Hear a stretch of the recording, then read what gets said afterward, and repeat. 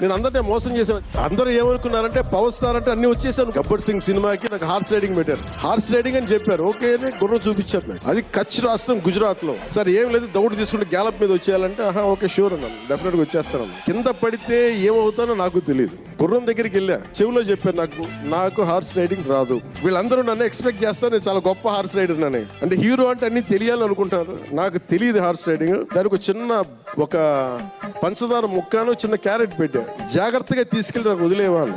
పాప ఆ గుర్రం అది నన్ను ఎంత అద్భుతంగా తీసుకెళ్ళిందంటే అది మీరు చూసారు ఆ సీన్లో.